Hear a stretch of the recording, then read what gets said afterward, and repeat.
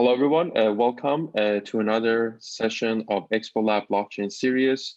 And today it's my great pleasure to have Dan Hughes, CTO and founder of Radix, to join us. So a quick about Dan. So he's done really interesting work from foundational work in NFC mobile payment. And in the last few years, his focus has always been on blockchain. And so as part of it, he's developed and founded Radix. And ExpoLab had the sort of the pleasure to be working with the Radix team over the last year or so. So we're very excited to have Dan today with us. So without further ado, please take it away. Thank you, Professor. And thank you for inviting me to give this talk today. So I did want this talk to be a lot more technical than it's going to be. But Radix touches on so many areas and topics that it didn't feel right to make it purely technical and pigeonhole into one particular topic, as you may lose context on Radix as a whole and what it is we're trying to achieve. So instead, I'm going to take it in the direction of a fairly high level kind of overview and presentation of what we've done over the past number of years and the kind of things that we've had to think about and key things that you need to consider when you're building a permissionless blockchain or distributed ledger, and how all those things fit together to enable a scalable, secure, sharded consensus platform. So that's where it's going to go for today. If anyone has any questions, any point, just shout or raise your hand or leave a message and we can jump straight in. So my journey, like most people's, started when Bitcoin was released upon the world. And the main thing about Bitcoin that grabbed my attention was that somebody had managed to actually solve the Byzantine generals problem in a permissionless environment, which up until that point was kind of a pipe dream for all of us computer scientists and hobbyists, and no one had really even got close before. There was always that kind of element of centralization and you had to trust somebody. And it grabbed me in such a way where I'm an engineer, so I like to break things and I like to understand how things work and take them to the limits and to try and improve them or find inefficiencies that maybe can be fixed. And so that's what I did way back when, a long time ago now. Looked at the Bitcoin white paper, got the source code, took it apart, played around with it, spun up networks, test networks, ran large amounts of throughput through them to see what would happen. And a few things that I found or had an intuition that would happen over time would be that it would run into scalability issues across both compute, storage, communication, etc. That mining would centralize over time. And this was before there was GPU accelerator cards being used for the proof of work solutions and ASICs and FGPAs and all that kind of stuff. It really was back then very much one CPU, one vote, as to quote Satoshi. And over time that's happened. Mining has centralized into pools and big mining farms, and it's generally quite inefficient as well.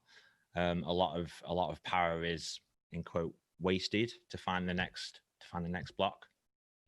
And it will always have a long-term market volatility due to the way that the economics and the emission and just the incentives in the network drive a very volatile market for long periods of time, still decades to come. So after playing around with Bitcoin for a couple of years and breaking it multiple times and making it cry, I thought, well, everything where Bitcoin is going, if it wants to be a global currency, if it wants to be able to decentralize global finance and be a network of value, then really it needs to be able to scale above all else. Everything else you can kind of live with if you have to, but to put 7 billion people onto Bitcoin as it was then and even as it is now would really cause major issues. And this is kind of where Radix, as it is now, was began back in 2013. So the first thing I did was think about a blockchain and how maybe you would scale that, and that led me down the obvious path of, well, let's have multiple chains and let's have block trees and directed acyclic graphs, and just change the data layer more than anything. And that allowed multiple computing consensus instances to run, so you could have different parts of the network working on different things at different times. It wasn't sharded in the traditional sense at this point. Everyone was still storing everything, but the data model allowed these multiple instances of consensus. But there was some fairly large limitations with that, where you couldn't transact outside of the branch that you found yourself on, et cetera, et cetera. Lots of issues with it, but it was a stepping stone into the next iteration, which was called CAST, which stands for, it's not a very good anagram, really. It was kind of shoehorned into itself. Concurrent asynchronous state trees. So it was the first real sharding model. There was 1,024 shards, and the data and the state were explicitly separated from each other. And there was this kind of sparse state tree, which could be reconstructed by nodes in the network. And they could fetch pieces of this state tree from different places that they needed, and they could validate that either things were valid as state or invalid as state. And the validators within that model were largely stateless. So you kind of had data silos, and then you had your validators, and the data silos would provide the state information that the validators required. It showed quite a lot of promise, but things like zero knowledge proofs and bullet proofs to be able to prove state from a sparse Merkle tree, and threshold signatures, and all those things that are really now only just beginning to be solved properly and in such a way where they become viable. There was none of that kind of stuff really around in 2015. So from there, we went to the next iteration called Tempo. And it's important to note that each of these iterations, while a failure as such, there was a lot of learning that happened here, and a lot of the learning was carried from one to the other. And each time we made significant progress in terms of scaling and efficiency. And when we arrived at Tempo, we had a much more defined and improved sharding model. We understood a lot more how we needed to have the data model and the sharding model interact with each other. And our consensus mechanism was asynchronous, and it used logical clocks and state commitments to determine the order of events that had happened and which event had majority agreement in the network. And with that iteration, we achieved just over 1 million transactions per second in 2019, just over a year ago. We replayed the entire Bitcoin history, 460 million transactions in around 15 minutes. And we thought we were there with Tempo, but there is a few issues with it. There was some edge case, but fairly serious safety and liveness issues, which we spent some time on.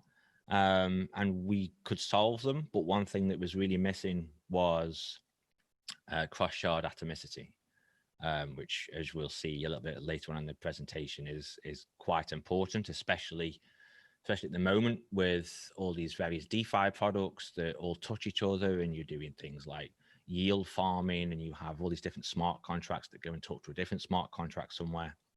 And so we took our almost there with Tempo and went back to the drawing board, all the lessons learned, and arrived at Cerberus, which gives us scale, gives us the atomicity that we need, but is quite fundamentally different to Tempo in terms of its consensus mechanism. Any questions so far? Any thoughts? No? Everyone's good. Cool. So Cerberus is a culmination of all the previous iterations and research that's been done over the past 7 years or so. And we had the goals of, we want to be able to develop a scalable network, whatever that looks like, whether that's sharded or some other mechanism, stateless, etc. And our stretch goal was for it to be more efficient than proof of work, but offer similar levels of safety. Cerberus goes a little bit further than those initial goals that we set. It allows us to have some additional desirable and interesting features, such as composability of complex actions and, as already mentioned, atomicity. And these are important because if you look at Bitcoin, for example, it's quite difficult to get it to do something that it's not really designed to do. It's very specific in its role. It transfers value, essentially. And there are various Bitcoin improvement proposals that have been submitted over the years, and things have changed and new features have been added to the Bitcoin scripting language, but it's still very difficult to do complex actions with it. Then we have the next step from there, of course, is Ethereum, where you have a virtual machine, Turing complete. So you can easily put together complex actions, but there's quite a lot of complexity in actually doing that as a developer. And so I'll also talk about those things a little bit later on. Really, there's maybe four or five main topics that you need to think about, and what we've had to spend a lot of time thinking about when developing this technology that and Cerberus. And one is the data model. The data model. How do you organize the data that's going onto the ledger? How is that constructed? Is it generic? Do you need it to be a generic data model so that it doesn't really care what information it is that the network is processing? It just does it, achieves consensus with it, makes sure that it's safe, and the actual content of that data is handled at the application layer? Or is it something that's very specific like Bitcoin, where it really is just transactions, and so you can have a much simpler data model? Second thing is your sharding model. How does that look? How do you shard the data? How do you shard the state? How do you assign validators to deal with those shards? Is it a dynamic sharding model? Is it a static sharding model? All those kind of different questions and things that you need to think about are things that we've also kind of had to spend a lot of time on and gone through multiple iterations trying to figure out what is the best compromise, what is the best set of features we can get from those compromises. How does that relate to the data layer? How does it relate to your consensus?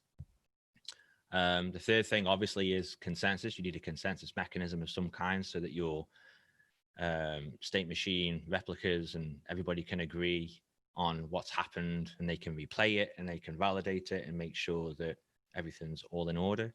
And then perhaps the most difficult thing that Satoshi solved with proof of work and blockchain is Sybil. How do you prevent rogue actors from taking control of the network easily? How do you ensure that you can always meet that guarantee of 2f+1? How do you make that expensive, either compute or economically, or by any other means? Reputation there's also some reputation systems as well that deal with Sybil. And I think that really is the genius of Bitcoin, that it was able to use proof of work as a Sybil protection mechanism, but also use proof of work as a means of a decision-making element to the consensus, which is the strongest chain. If there are multiple chains to choose from, which is the one that's the longest and has the most proof of work associated with it. And also it was used as a economic means of distributing the currency. So really killing three birds with one stone. Satoshi definitely didn't do things by halves. And it's very elegant as well. As this presentation isn't going to be completely technical, you can find some technical content on the Cerberus consensus. the paper that we and the lovely guys at ExpoLabs collaborated on. They helped us a lot with that to verify that we weren't crazy and that what we were trying to do actually did what we thought it did. And Professor and his team did a lot of work with that. So very grateful for your work there. It makes for, I'm not going to say Sunday reading because you need your brain turned on a little bit to digest it, but it's a good read. And then if you go to radixdlt.com, we've got a bunch of content there and various other white papers on some of the stuff that I'm going to be discussing in the rest of this presentation. There's an economics paper there that talks about the economic model that Radix will utilize and how all the incentives work and how they align and price unlocking and all that interesting economic stuff. And also documentation on the Radix engine, which is the application component of our Radix DLT stack. Okay. So first thing is the data model. It makes sense to start here, seeing as this is where everything really kind of spins off from. So quite simple, the data model, which is always a good thing, but it lends itself very nicely to be sharded. So if I'm a client and I want to present some action to the network for execution, such as a transaction, then I create a primitive called an atom. Excuse the nomenclature here, we're physics buffs over in Radix as well. So there's a lot of atoms and particles and spin and things like that. And an atom is a collection of primitives called particles. And a particle will carry state information and also in execution instructions of what to do with that state. So if you imagine that you have 10 Bitcoin and you want to spend that to somebody else, then the state that's being carried is that you have 10 Bitcoin and that it hasn't been spent yet. And the execution is to create a new particle that has 10 Bitcoin to whoever it is that you're spending it to. You can also have particles that carry messages and do various other things. And you have the state, the payload, and then the execution instructions. Particles have a spin, which represents the life cycle of that particle. So if you are spending your 10 Bitcoin in the previous example, then the particle that represents the 10 Bitcoin that you hold will have a spin up. And when you spend it and that atom is executed, that particle will go into a down spin state. So they're kind of akin to up being a constructor and down being a destructor. They're the only explicit spin states for, oops. Oh dear, I've pressed something. Pressed something that I shouldn't have pressed.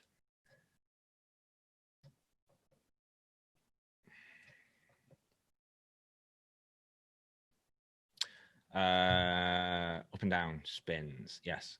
So there are only those two explicit spin states. There's a third implicit one, which is basically a neutral state, and that just means that a particle hasn't been constructed, it hasn't been destructed, it just hasn't existed anywhere yet. That kind of deals with particles and the state. So typically, if you were to look at the life cycle of a particle, you would have the implicit state, which is neutral. In the example for the 10 Bitcoin, you would have a particle would be created with 10 Bitcoin and put into an up state when you received it from whoever sent it to you. And then when you spend it on to somebody else, it would go from the up state to the down state, and somebody else would get a new particle in the up state that represents that 10 Bitcoin. The state model is, sorry, the data model, I should say, state model really as well, I guess. It's heavily inspired by Bitcoin's UTXO, unspent transaction output model. It lends itself very nicely to be able to do state sharding because you have these kind of inputs and outputs or spin up and spin down. And you don't have to kind of track a balance across shards. It's much easier for something to permanently live in a particular shard, and then you just manage its life cycle within that shard.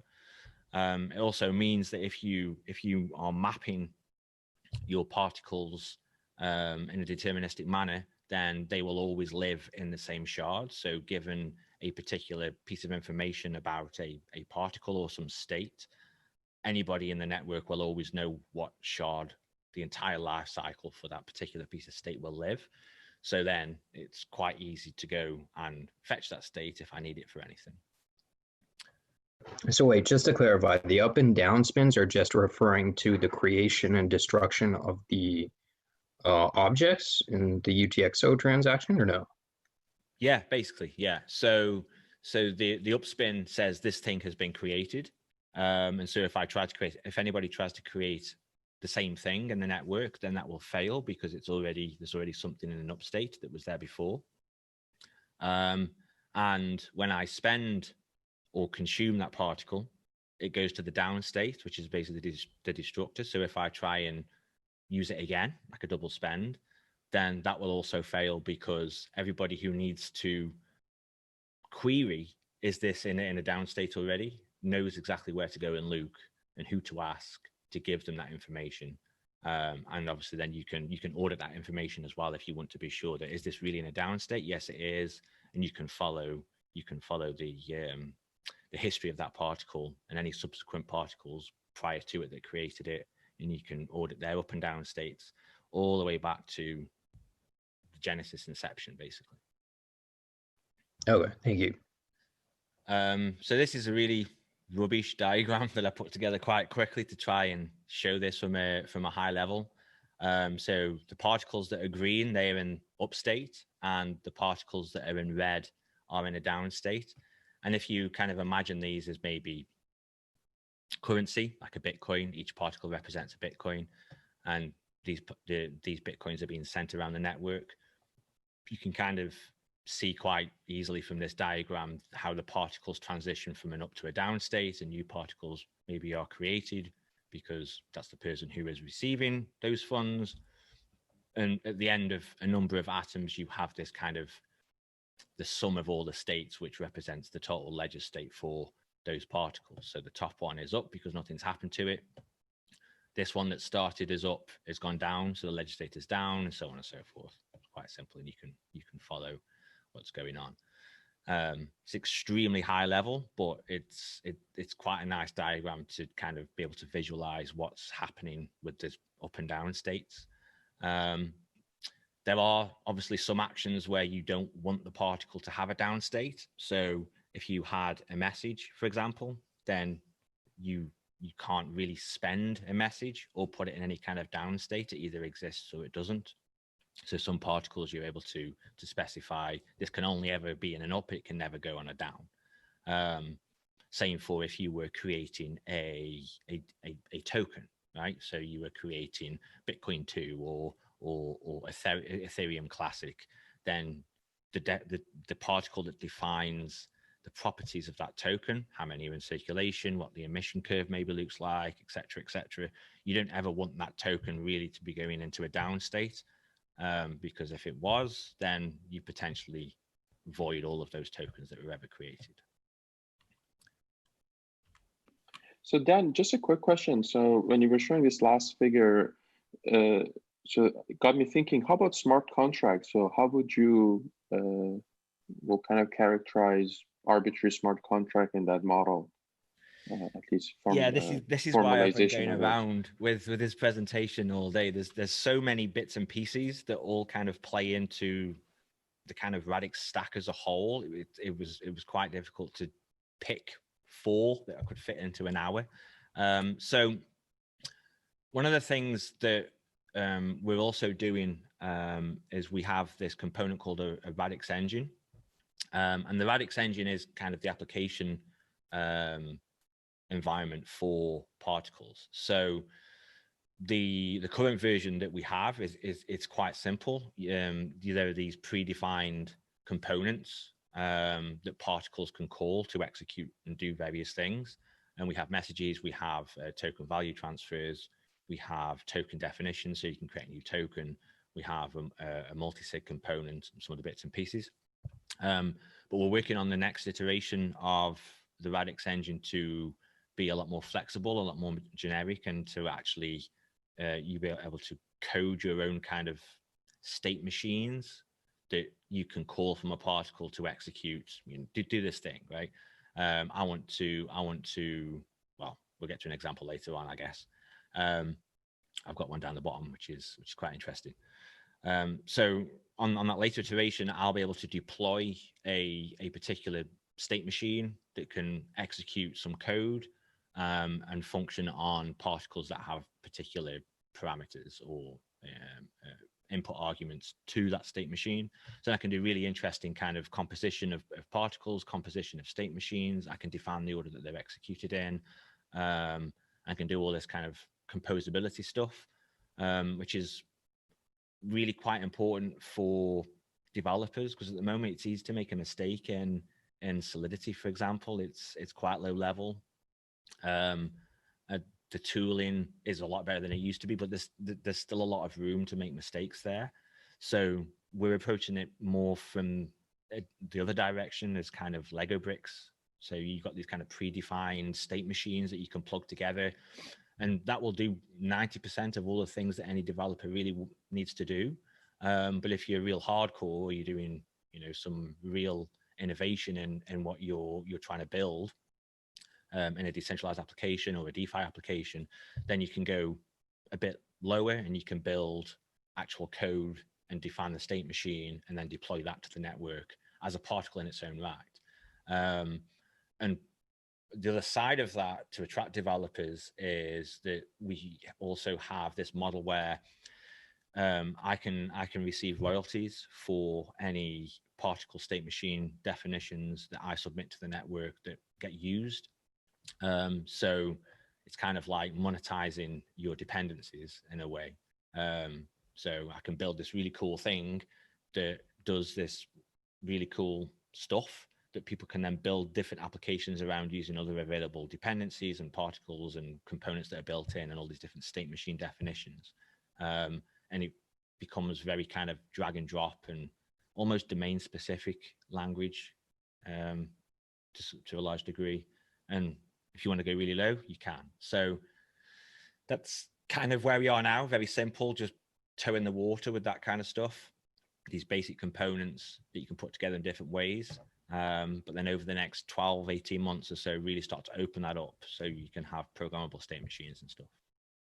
But they're still quite constrained. So things that are like simple bugs that, typo at 4 a.m. in the morning because you're tired, those kind of things, you'll be able to do formal verification of the code and all that kind of stuff as well. So still constrained, but flexible enough to do anything that you can think of putting on a DLT, really.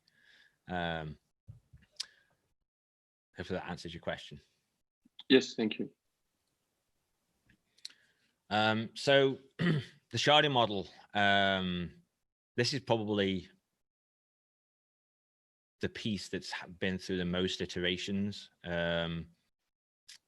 So trying to create a model that could satisfy the criteria that we had, allow us to do state sharding, allow us to do it in an efficient way that would complement the data model, that would complement consensus, that would also allow us to deal with all kind of Sybil stuff as well. Really took a lot of time, a lot of hair pulling, and a lot of throwing away code and ideas. And eventually we settled on this idea of we should have a very large shard space that will be quite sparse. So as you can see there on the screen, we've got a shard space of 2 to the power 256 shards, which is a lot. That's putting it bluntly. And the reason for going with a fixed shard space is you're able to do these interesting deterministic functions on a fixed shard space. So as I was saying before, you have a particle, you know what shard it's always going to live in. you know how to index into that shard, you knew how to look up who you need to go and talk to get the information in that shard. If it was a dynamic shard space where the number of shards maybe grew and contracted, that information would always be changing. Particles and state information and consensus output would be transitioning from different shards as the shard space was growing or shrinking. Then you've got issues around how do you synchronize a new replica against a shard space that's always changing. How do you determine who's going to be serving which shards if the shard space is always changing? Things that seem quite trivial at first look, when you have a dynamic shard space, they actually turn out to be quite complex problems. So just having a fixed known static shard space of 256 or whatever number we needed was best, because shards that are empty don't consume any space, they don't consume any communication bandwidth, they don't consume any CPU. And the other nice property of having a very large but sparse shard space is that later on, when the technology for stateless validation has moved down the road a bit further, a fixed but sparse shard space maps very well onto things like sparse Merkle trees and all the various zero knowledge technologies that have been developed that use sparseness of data sets as a means to prove or disprove particular things. So that's the reason behind the fixed shard space. And shards contain the consensus output, any state information, any parameters, any payloads for a particle over its life cycle. And because the shard space is so large, the chances of two particles occupying the same shard is minuscule. So a particle and its shard, well, a shard is responsible for a particle. Hence, you're able to always know which shard you need to go to, who you need to talk to get information for that shard, for that particle, and determine what its life cycle is, what state it has, etc. And the mapping function is quite simple. It's just a function of the atom and the particle hashes. They then determine which shard that particle and its subsequent information over its lifetime, where that lives. Obviously, in a sharding model, you need validators and you need a mechanism that determines who's validating what and where they are, and for how long they're doing that, and are they being churned out and replaced by other validators?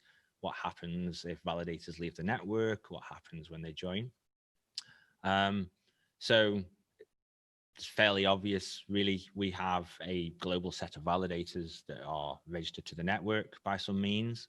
And depending on how many validators we have and how much throughput we're seeing in the network, how many shards are occupied, all this kind of input information, we take those validators and we put them into sets, and we determine as well which group of shards that validator set is responsible for. So if we had, say, 1,000 available validators in the network, and we wanted to maintain 10 validators per set at an absolute minimum, then at most we could have 10 validator sets, and those 10 validator sets would be jointly responsible for the entire shard space. So in this case, the shard space would be chopped into 10 equal pieces, and a validator set would be responsible for 1/10 of the shard space. If there was 100 validator sets, then they'd be chopped in, the shard space would be chopped into 100, etc., etc. There's this notion of epochs, which at the moment is daily. And what happens on an epoch is we churn the validator sets for two reasons. One, we don't want any validator set that has been compromised to remain that way. So when we churn the validator set, we move a portion of the validators out and replace them with others. So if the validator set has been compromised, then hopefully we will remove some of the adversarial validators and put them somewhere else. The second reason, of course, is validators may leave the network as well. And if you don't churn out your validator sets and remove those validators that have left or are known to have left, then you obviously potentially run into liveness problems later down the line. In order to be able to manage the validator sets and put them where they need to be and churn them on epochs, there's this concept of a root shard, which is specifically for storing registered validator information. As we'll see a bit later on as well, some additional information goes into that shard to do with our Sybil model, which has some additional properties that determines who goes in what validator set and where they go. But essentially, there's this root shard that everybody has a copy of, and that gives them all the validator information. And from that root shard, for any given epoch, you're able to deterministically calculate who is serving what the validator set looked like, which shard groups are they serving, etc.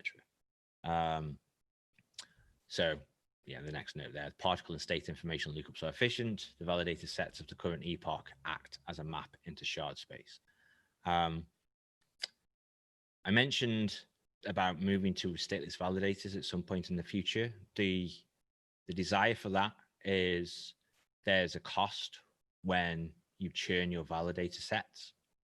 Some of the validators that are in the incumbent sets will be moved out to a different set, and that different set will serve a different group of shards. So those validators will not have the information for those shards. They won't have a copy of those shards. They won't be a replica for those shards. So on each epoch, validators that leave the set that they are currently in and move to a new one need to synchronize all the state information, the particle information, etc., with the new validator set that they're in. And so that obviously has a cost, not just to the validators that have moved, but also the validators that are remaining in a particular set, because they have to deliver the information to the new arrivals. Hence, the epoch can't be too short, otherwise you just end up with this endless synchronization of validators across the network, which just sucks available bandwidth and throughput and compute. If you have stateless validation, where you have a secure means of providing state to a set of validators that they can efficiently validate and be sure that it is correct, then they don't have to synchronize state, because they can trust and verify any state that they are given. So you can move validators around, you can compromise any controlled shard, you can eject the adversarial component of that shard without there being any additional work.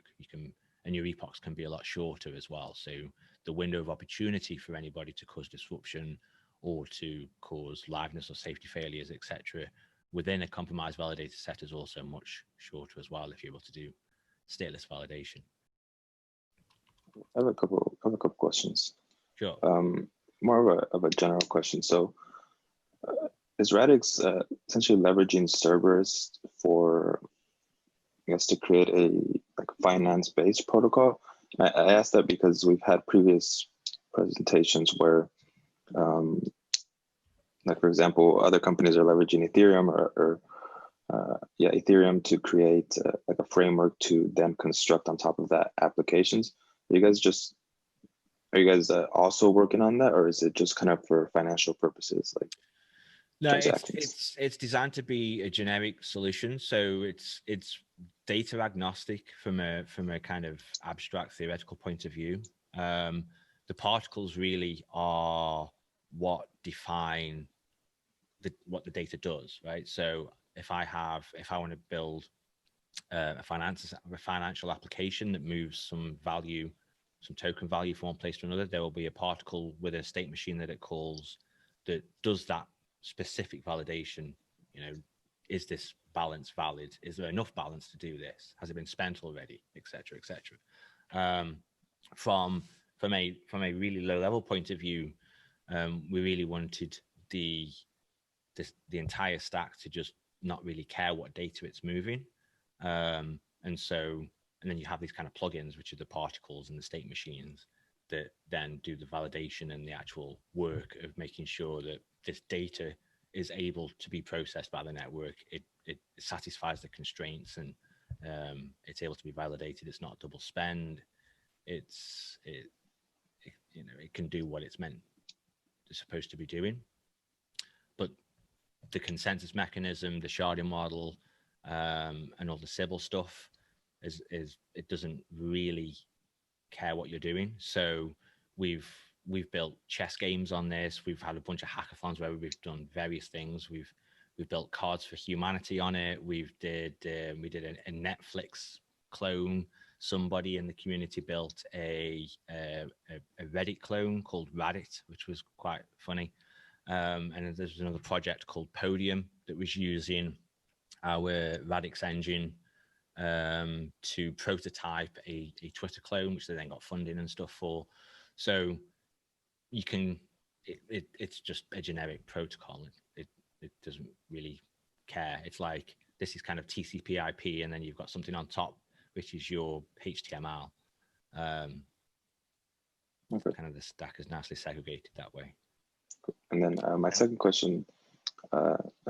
So my team and I, as Professor Mo stated, we've been reading the Cerberus paper, and so when you say you're using Cerberus, we know that there's like pessimistic Cerberus, optimistic Cerberus, core Cerberus. Are you using the entire system, or how, or just a portion of it? We're not really using core Cerberus for what we're doing. It really doesn't lend itself for permissionless networks. We are more towards optimistic than pessimistic, because we have some stuff around the application layer and the data model that we can leverage to kind of short circuit any failures and stuff like that you may get in the pure pessimistic model. So it kind of sits in between optimistic and pessimistic, I guess, if you wanted to kind of stick a pin in it somewhere. Okay. And we're also another reason for using optimistic is on the next slide we'll kind of get into it a little bit. The consensus model. For our local consensus, we're using three-phase hot stuff, which gives us some nice benefits on its view change that we can use as well. So it can allow us to be a bit more optimistic. On the same lines as what Juan asked, have you faced like any roadblocks or any problems with Cerberus or in its implementation so far? Not really anything that's major in terms of the theory. There's quite a lot of moving parts, and so we could always do with more hands and more hours on a keyboard to implement this. The issues that we're facing are really the interactions between the different components. So the data model, the sharding model, the consensus, and Sybil, and getting those four things to really behave and to talk to each other and to kind of catch any issues and deal with them appropriately is kind of where all of our implementation issues are coming from. In terms of Cerberus itself, the implementation of Cerberus is going really well. No real bumps in the road. It's integrating it with all the other stuff, so we can actually deliver what we want to deliver. That's where we're getting all of the issues, I guess. In terms of how do we ensure that the validator selection set is correct and it's strong against Sybil actors, and what happens if you have a really strong adversary that has a lot of influence pooled in one place but not in another? How does that affect his overall influence in the network? What can he do? And just all that kind of stuff that isn't really talked about at all in the Cerberus paper, but it's stuff that we're having to think about a lot, and we'll probably write subsequent papers on it as well, and share our findings and all that kind of stuff. Can you go back a page real quick? Sure. So the validators is more so a concept that shows up in these permissionless blockchains, right? It's not necessarily. Okay, I'm just trying to clarify that. Okay, thanks. Yeah. So in traditional blockchain, if you're proof of work, proof of stake, etc., then it's not your kind of classical BFT where you've got multi-degree. Votes are being cast and collected and counted by a leader. It's probabilistic in its nature, so you don't really have validator sets. Though there are some projects such as Cosmos, which is using a variant on PBFT, I think, to drive its blockchain. And you've got Zilliqa, which is a sharded blockchain, has kind of multiple chains that talk to each other. And the Sybil protection mechanism is proof of work to actually register into the network. And then there's this concept of epochs there as well, where you churn across to different shards. But within the shards, I think they're also, once you're in a shard and you've done your proof of work to get permission, as it were, to enter the network, I think they're using a PBFT variant there as well. So this kind of concept of validator sets and the hybrid of the two between proof of work or proof of stake and your kind of classical BFT consensus mechanisms is starting to show up in different places. So yeah, I'm not sure. does that kind of answer your question? It pretty much answers it. Yeah, I would definitely recommend looking at Zilliqa and Cosmos if you want to kind of see some innovative thinking around how can we mold the two, the probabilistic and the safe, and have them run side by side, and use one as a Sybil protection and the other one as a consensus mechanism.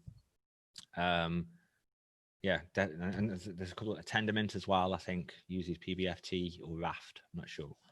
But yeah, there's a bunch of them.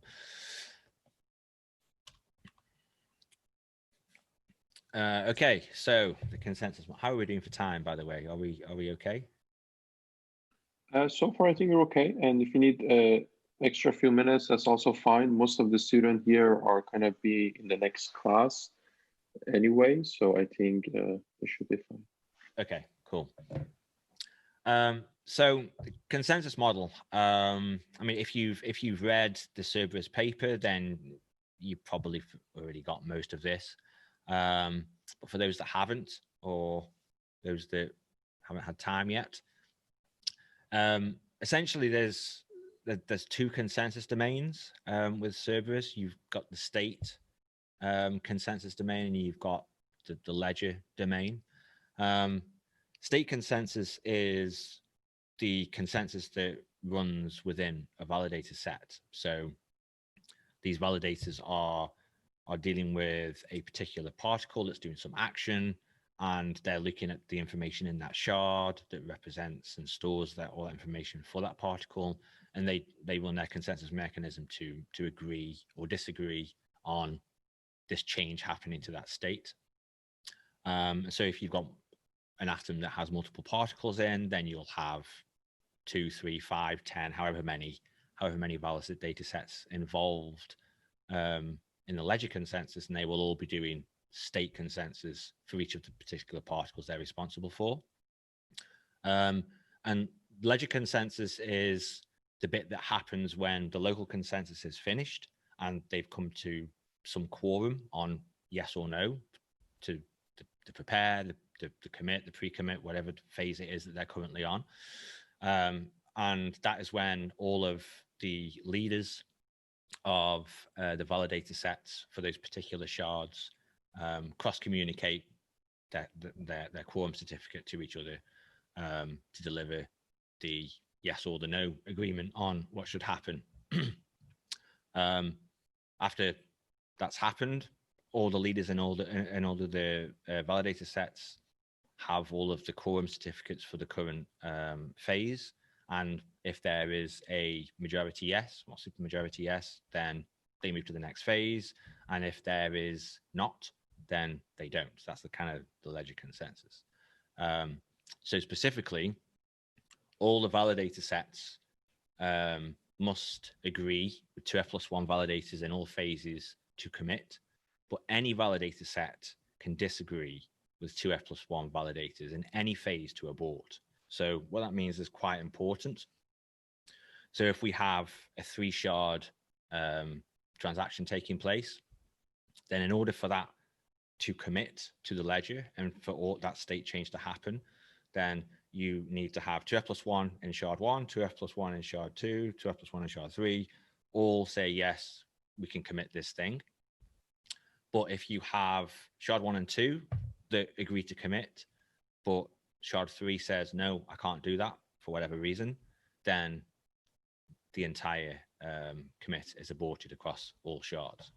And it doesn't matter how many validator sets you have. You might have some really complicated event happening where it's touching 100 shards.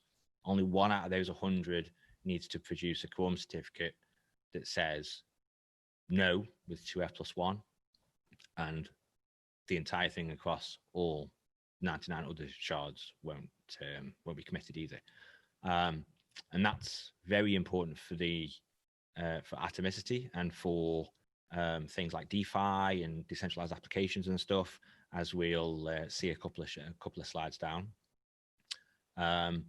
Those rules as well around that also help us quite a lot with Sybil, which I'll talk a little bit about in the next slide. Another nice thing about Cerberus is the state domain consensus is it really could be anything. So long as whatever it is you're using there can produce a quorum certificate to the specification that Cerberus needs, then you could have some shards using hot stuff, you could have some shards using PBFT, you could have some shards using Raft, you could have some shards using consensus by conference call. So long as you can produce a quorum certificate, it really doesn't matter. So long as those validator sets that are doing that state domain consensus can produce a quorum certificate that Cerberus can use, then you can have these different consensus mechanisms operating at that kind of state level, which is really quite nice. If you want to relax some of your safety and liveness, if you want to relax some of your safety guarantees and go with probabilistic, then with some work, you could even have some of these validator sets using a proof of work kind of blockchain hybrid as well, which is something I spent a little bit of time looking at a long time ago with the Cerberus, which probably wouldn't recommend that anybody do that with Cerberus, but I was just curious if it was possible to use some Nakamoto style stuff in there. And you can, weirdly enough. Okay, this is a big fat one. Wait, are the certificates mainly used specifically in the O Cerberus implementation, or is it for everything? No, they're used in all of them. So your quorum certificate is just a validatable representation of what all the nodes in the validator set have agreed to or disagreed to. So typically it's if you've got 100 validators in a set, then you need 67 to agree or disagree on a particular event. And they will pledge their decision and they will attach a signature with that. Each of those votes goes back to the leader for that particular phase or round. The leader collates those signatures, creates the quorum certificate, and then that quorum certificate then gets sent back to all the validators within that shard and the leaders for the other shards as well, so that then at the end of each round, the leaders can look at the quorum certificates they've received and they can then make the decision of, well, do we continue or is this an abort? Okay, that makes sense. So this is kind of a really heavy looking diagram that kind of shows that. So this is just like an example of what you would have in terms of a Cerberus protocol, which is leaning towards optimistic. So there are a few things as well that are quite tricky, which I don't touch on here, but things like the mempool, the pool of pending transactions, and how do you select from those mempools so that you get responsiveness and you can maintain a a kind of low latency network, because if you've got different validator sets that are serving different shard groups, then if, say, the leader that is dealing with particle X here picks a particular thing from the mempool, and then he starts his round, he does the pre-prepare or whatever the first phase is, the validators that are due to process particle Y and particle Z in this atom, they might be busy, they might have backlog, they might be under high amounts of load, and so they may not get round to actually processing the first phase for a period of time. And so then you have issues around, well, this is going to time out. How do you deal with the timeout? How do you try and synchronize the mempools as much as possible across all of the different validator sets, so that if there are these issues of load or latency, then you can make sure they're at a minimum. And there's all this kind of stuff. This is like a topic and field all by itself around mempool synchronization and making sure that all of the validators across all of the shards kind of pick up the same thing at the same time, and prioritize queues appropriately and all that kind of stuff. But we'll ignore that for this slide. Just assume that's fixed. So essentially what's going on here is there's the leader for particle X in shard X is the guy that kicks this 3-phase commit process off for this particular atom, and it's touching a particle in X, Y, and Z. So he does a prepare phase, puts in some information, includes a previous quorum certificate, which you need to have, increments the view number, does all the kind of housekeeping stuff that it needs to do before broadcasting to the validators in the set. He then waits for the responses for those validators for a period of time. If he doesn't get them, then there's a timeout.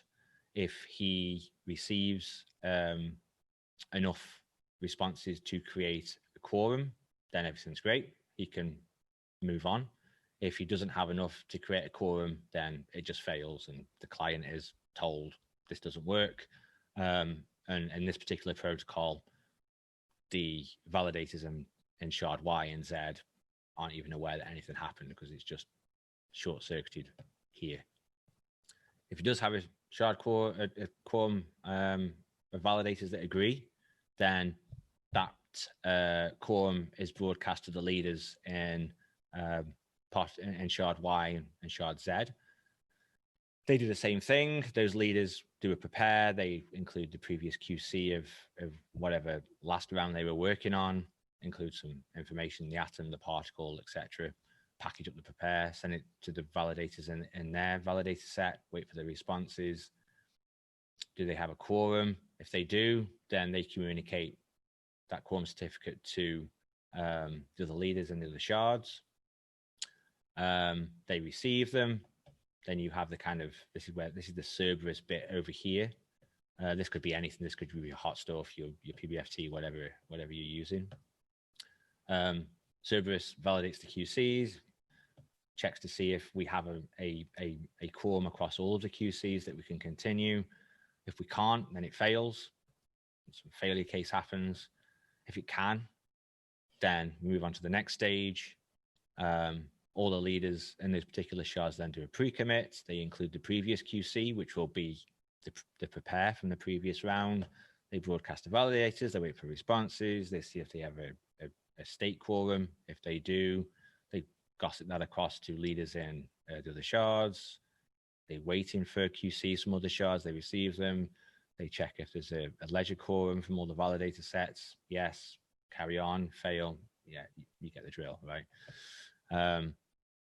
It's kind of looks messy, but it's quite simple when you really kind of dig into what it's doing.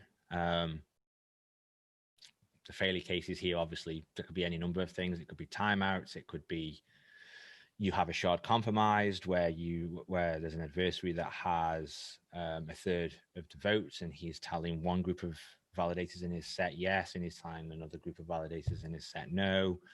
Could have communication issues here, all this kind of stuff. Another reason why we used hot stuff was that it's very easy and simple to do the view change if a leader has failed or if a leader is suspected of being malicious, and subsequent leaders can pick up quite easily where that leader left off if they actually committed some valid phases and completed them and committed them to ledger. So if this leader here had failed on the pre-commit and then doesn't come back, these guys do this round, they commit it. Eventually, the other validators and validator set for Particle X would hear that, hey, you know, we've done this thing, we're waiting for you. You haven't given us your decision on the commit yet. New leader can be elected here, fast view change, pick up where it left off. Some state level consensus happens here, and then it can report the outcome to the shards that we're waiting. So just to be clear, just like with Cerberus, within the shard itself, you're still working on PBFT, and Cerberus is implemented for cross-shard exchange. Is that right? Yeah, basically, yeah. So Cerberus is your cross-shard protocol, and it has some requirements on the individual validator sets that are doing the actual shard level consensus, which may be PBFT or hot stuff or whatever. So in order for the two to work together, there's a specification of what the validators for a particular shard using a particular local consensus mechanism, what they have to produce and in what format and what specification that has to be produced to, that can then be delivered to the other leaders and the other shards via the Cerberus protocol and come to a decision on, okay, do we have ledger level consensus on this or not? So yeah, Cerberus is the cross-shard protocol, and then there's a specification that you need to implement on top of your shard level consensus mechanism, which could be any number of things. Okay, thanks.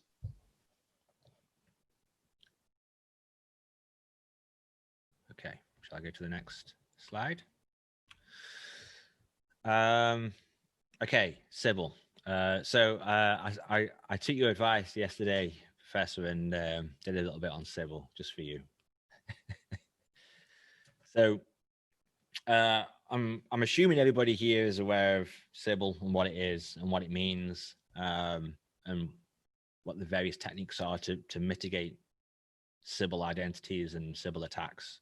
But for those that don't, essentially Sybil is a means of creating many identities that can't be correlated with each other in order to overwhelm or influence or take control of some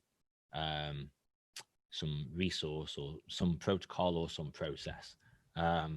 So you know, we can have Sybil in real life where, you know, if I'm able to create myself many identities, I can vote multiple times in elections and things, or I could get myself multiple bank accounts and have multiple loans that I maybe shouldn't have, that have some particular preferable interest rate that is for new customers only, but I'm acting as 100 new customers. So with proof of work, the production of that hash that has a number of zeros prepended to it that you've managed to brute force your way to find, that is the most popular form of Sybil prevention, because I've got to spend compute, I've got to spend electricity to find a hash that has a particular difficulty associated with it. And I can't easily create more compute, I can't easily create more electricity, and it costs me money to generate that proof of work. Costs me money in terms of electricity, costs me money in terms of equipment, costs me money in terms of the wear and tear of that equipment. And obviously as well, it's competitive with Bitcoin at least. So everybody's always competing with each other. So therefore the barrier to entry is forever getting higher and higher because of the rewards, Bitcoin rewards. And as the price of Bitcoin against everything else goes up, you'll see the mining hash rate of Bitcoin usually increases, sorry, as miners turn their hardware back on because they want a piece of the Bitcoin bubble that's currently ongoing. And the price drops, the value drops, then you tend to find that the hash rate drops some because miners that aren't getting cheap electricity or don't have economies of scale in their mining operation, they're just not able to afford to run that equipment. Proof of stake is a little bit different. Proof of stake is using the token itself, the native currency of the network, as a means of providing Sybil prevention. And the reason it can do that is because a token has some value.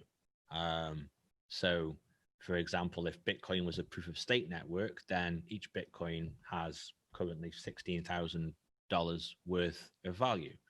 And for me to acquire Bitcoin that I might want to use as stake in a network, then it's going to cost me $16,000 for each one.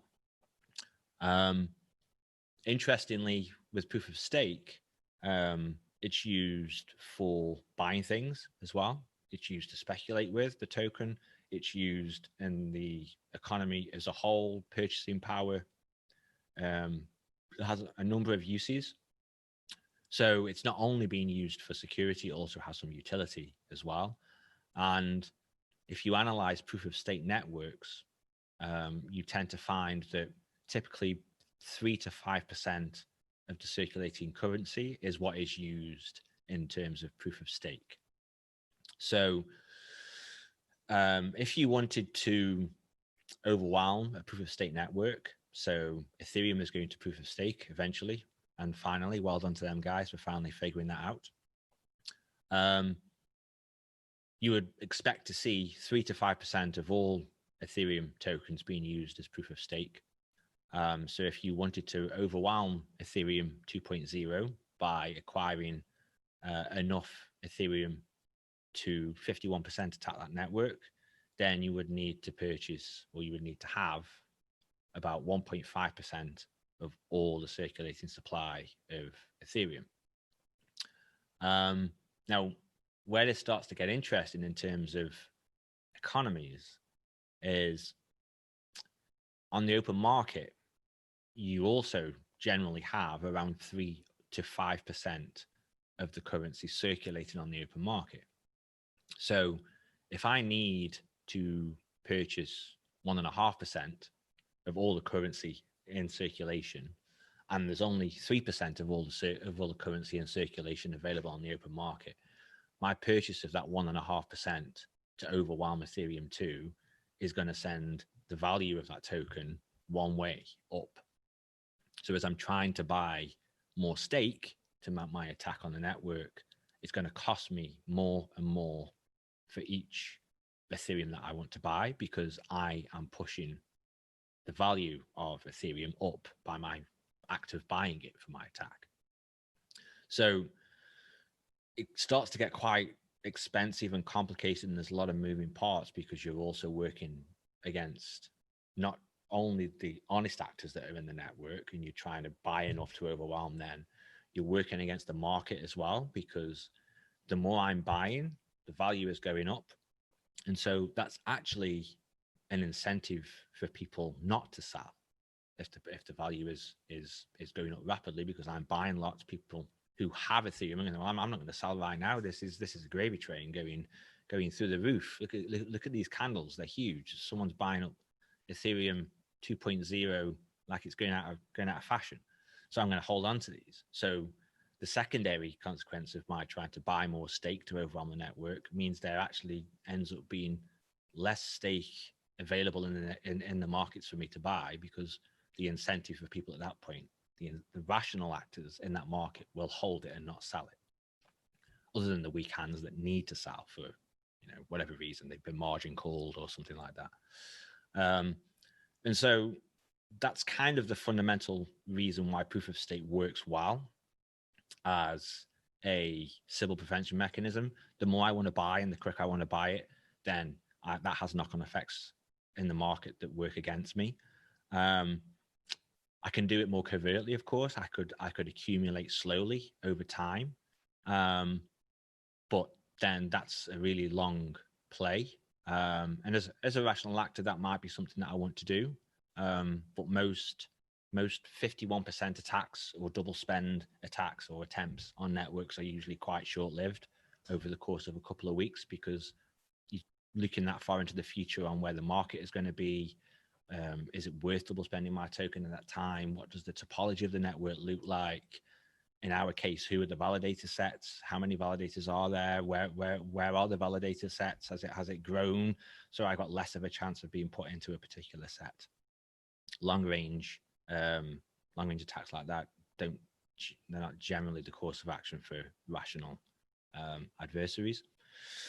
Of course, if I don't care about double spends and I just want to disrupt the network, then I can acquire slowly and I can unleash HAL at a later stage. But it's generally something that you can't really defend against too much if someone is slowly acquiring stake, much in the same way that you can't really defend against selfish mining and long-range proof of work attacks either. One day someone just pops up with a stronger chain with more work behind it. They've been doing selfish mining, so they've reduced the requirements from 50% to about 33%, and that could happen at any moment and we wouldn't even know. So there's a little bit of a background on proof of stake and why it works. I'm going to say that in quotes because there's a lot more edge cases to proof of stake, a lot more things to consider than you have with proof of work. Proof of work is very simple.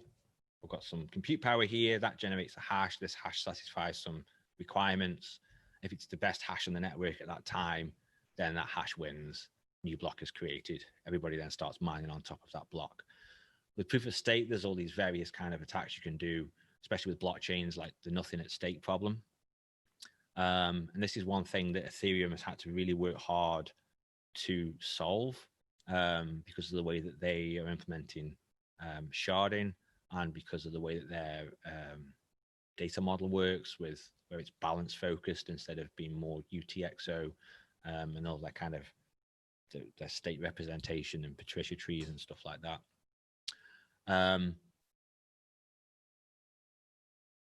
Nothing at stake problem is where you have a fork of a chain, and I'm just going to hedge my bets, and I'm going to mine with my proof of stake. I'm going to create blocks on both of those chains, and there might be 10 chains or 20 chains. And the problem with that, with proof of stake, is that because my stake is valid and because there is a fork after the point where I pledge my stake, then I have multiple copies of my stake on all of these forks that are all equally valid as one another. So I can mine, I can produce blocks, I can validate on all of those different forks with no cost. So that's where kind of slashing conditions and stuff come into play with proof of stake networks. Proof of work, I can't do that, right? If I want to mine on a different chain, then I've got to spread the amount of hash power that I have across all of the chains that I might be interested in. So nothing at stake problem is just one of many. Then you've got issues around slashing conditions that could be subjective rather than objective, and a bunch of all that stuff. I highly recommend anybody that's interested in proof of stake Sybil protection on blockchains to go and read everything that Ethereum has produced on Casper and all that stuff. Just get a strong cup of coffee and spend a weekend.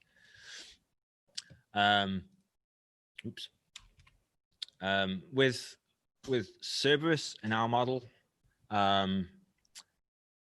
thankfully we don't have to worry about some of those edge cases, but we still have some that we need to think about. But first, I'll dive a little bit into how stake is used when you have sets of validators, and then some of the things that means in terms of the edge cases that we have to deal with. So up until this point, before we got to this particular slide, a validator in the network, its vote represented the value of 1.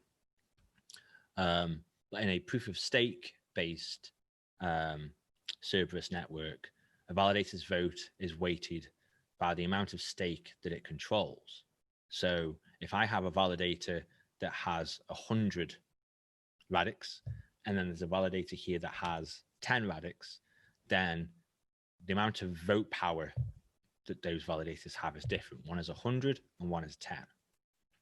So if those two validators were in a shard group by themselves, then the validator with 100 essentially controls every single vote. And the validator with 10, he's not really needed. He can only ever vote with the validator with 100, because if he votes on his own, he doesn't have 2f+1 of the amount of stake.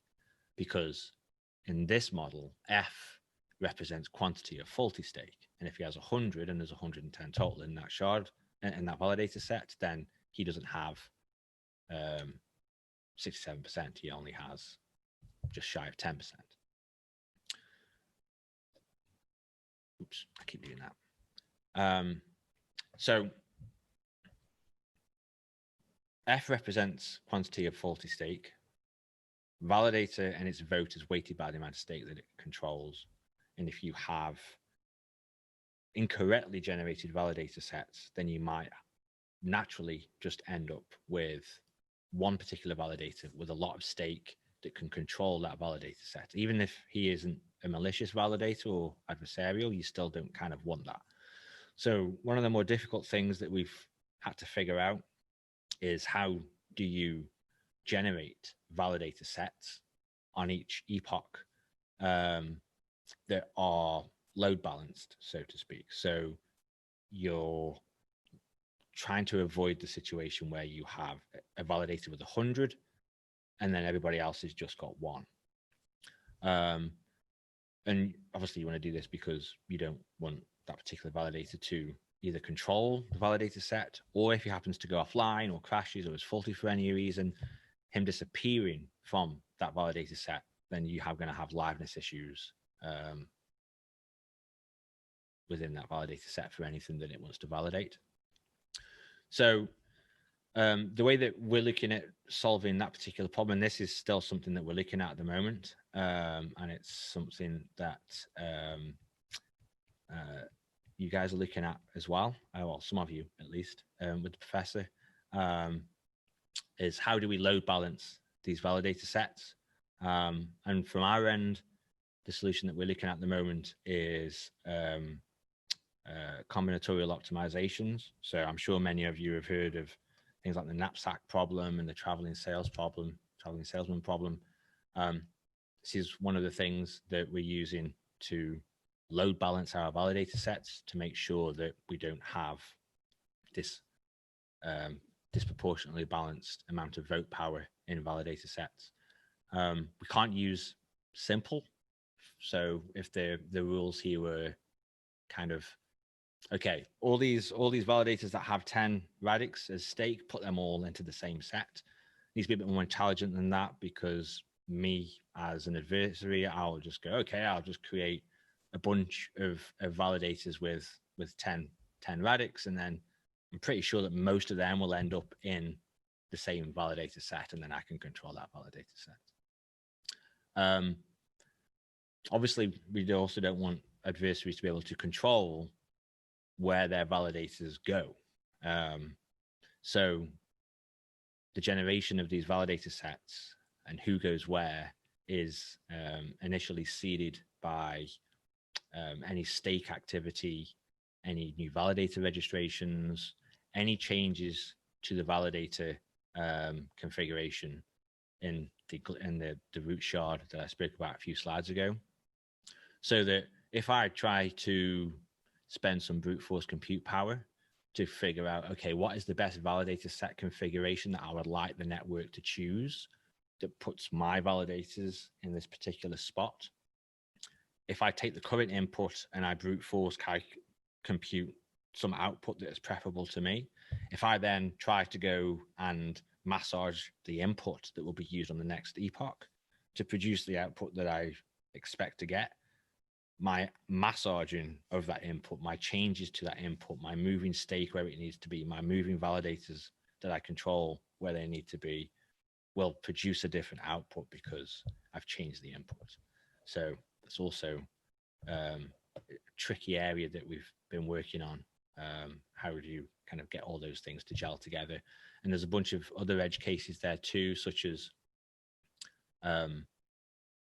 if I have a validator set that has a lot of stake power across a small number of validators, and I'm pulling in lots of other validators to try and load balance that, then I don't want that validator set to get too big, because then I run into message complexity issues, and I may actually end up having less of validators available to make up those validator sets that I require.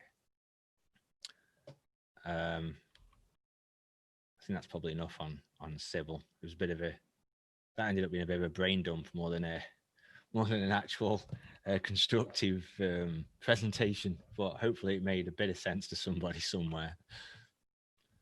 No, it was very nice.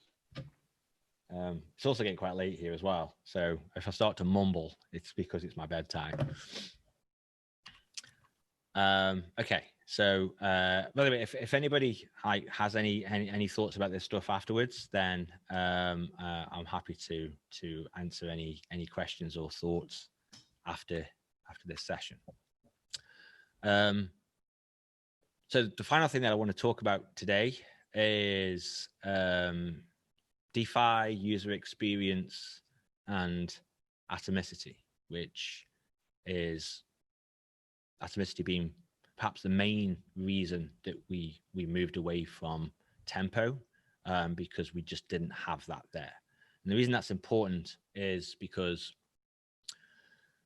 applications, distributed applications, products in DeFi are getting quite complicated these days, and they started to have lots of dependencies on other things.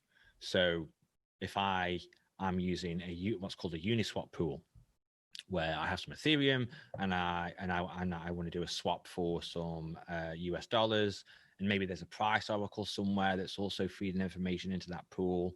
And then once I've done that, I've got an arbitrage opportunity over here somewhere in another pool that then feeds into an exchange somewhere.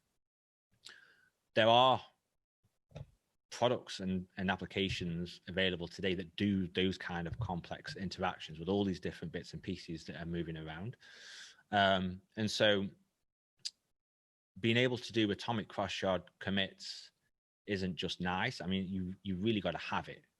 It's a must-have for these kind of DeFi and complicated distributed applications, because it leads to a better user experience, a better developer experience. If you have to do things serially as a developer and commit this first and then commit that first and then do this over here and then do that over there, that adds a lot of complexity in terms of the developer. The developer got to do each of these commits, transitions, check that went through. Okay, what block is it in? Did it happen? You know, whatever platform you're building on has different things. What happens if that fails? Okay, how do I unroll that? How do I move to the next stage? What do I do then? I'm doing this thing over here. It gets very, very complicated. And obviously, if it's complicated, then it's potentially less secure, because bugs and humans coding these things, we're not infallible. And atomic cross-shard commits over the long term, the macro kind of scale, is more efficient for the network as well, because you don't have all this complexity of, okay, what has to happen when things go wrong? How many steps is it to execute this set of features? How many times am I going to be invoking a write or a read operation on the network? So just to kind of highlight some of the issues here, I've put together a simple example. I've put together a non-atomic holiday, and then on the next slide we've got an atomic holiday. So if I had an application where I could do all my holiday needs in one place, I could book my flight, I could reserve my hotel, I could hire a car, I could do some other stuff, I could maybe book some excursions and all this other stuff. And in the application, I can list all these things and I can just hit go. Behind the scenes, the application is going and it's booking my flight, it's reserving my hotel, it's doing the hire car and all this kind of stuff as per my requirements. So obviously you can see here doing these sequentially on something that doesn't have non-atomic cross-shard commits. You book the flight on shard 1, that gets committed. You reserve the hotel on shard 2, that gets committed. You hire the car on shard 3, that gets committed. But if the hire car, if there isn't a car available on the time you would like it, and that doesn't commit and that fails, well, I've got my hotel and I've got my flight. Well, maybe that's okay. Maybe I don't really care about the car, but I still got my hotel and my flight. But what happens if the hotel isn't available and the car isn't available, but I've got my flight booked already? Or maybe I don't want to go on that holiday anymore because, well, I can't go to that hotel I wanted to go to, and I can't have that car, and I can't do that jet ski thing that I wanted to do. So what happens then? So then the application has to somehow undo that. Otherwise, I'm left with the tickets for a flight that I don't want anymore. How does it do that? Well, it probably has to issue another instruction to the network to say, hey, undo that last thing. We don't want that anymore. But then the undo might fail. There might be an issue that causes that commit to fail. Or maybe I can't cancel the flights on Ledger. I have to call up the operator, the airline, and say, hey, you know, my hotel wasn't available. I need to cancel these flights. Can you do that for me? And then they'll say no, because, you know, they don't like canceling flight tickets or anything. And then which action do I perform first here? Which is the most important? Is the hotel the most important? Is the flight the most important? Is the hire car the most important? Which one is the most important, right? Which one am I happiest to be stuck with if it fails?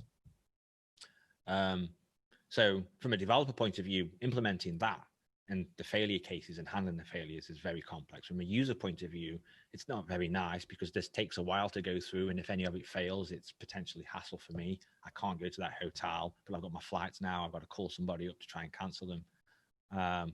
It just doesn't really make for a good user experience. Whereas if you can do an atomic holiday, then you can issue the instructions to book the flight, reserve the hotel, hire the car in the same state transition, the same atom in our case. And all of those different actions will undergo state level consensus in their respective shards. And if any of them fail, then they all fail because of the Cerberus protocol on top. Either they all go through or none of them do. There's nothing to clean up. There's no rollback logic the developer needs to handle. The user doesn't need to get on the phone to the hotel to try and cancel it because everything else went wrong. There is nothing to undo. It's either done or it's not. There's no leftover bits and pieces. And so moving forward, and where DeFi is going and where decentralized applications are going, like this is really quite a simple example. But some of them really get quite complex, and there's quite a lot of cleanup or rollback involved if something goes wrong. And in some cases, you can't even roll it back. Imagine if there was an arbitrage opportunity, and instead of booking a flight here, I'm buying some Ethereum, and I'm waiting for that to commit. And then in the next action, I'm moving that Ethereum to an exchange somewhere because there's a nice arbitrage opportunity there. And then I have to wait for that commit. And then on the exchange, I then finally take that arbitrage opportunity off the table. I sell my Ethereum and I get back some Radix, let's say. And that goes through, great. But if this middle one here failed, or this took too long, or by the time it got here, the arbitrage opportunity is gone, well, now I'm stuck with some Ethereum that I don't really want, well, because the arbitrage opportunity has just disappeared. Whereas in this case, I buy the Ethereum, I move to the exchange, and then I take the arbitrage opportunity off the table all in one. If that's gone by the time these two are done, then the whole thing cancels. I'm not left with a bag of Ethereum that I now need to go and sell somewhere else, maybe at a loss. And that's it. So thanks for listening. I hope some of it made sense. It's like I say, it's been a very long day here for me. I was up 18 hours ago. So thank you so much, Dan. It was amazing lecture. Thank you so much. And, thank you. It was great having you. So on behalf of ExpoLab and UC Davis, I want to thank you again.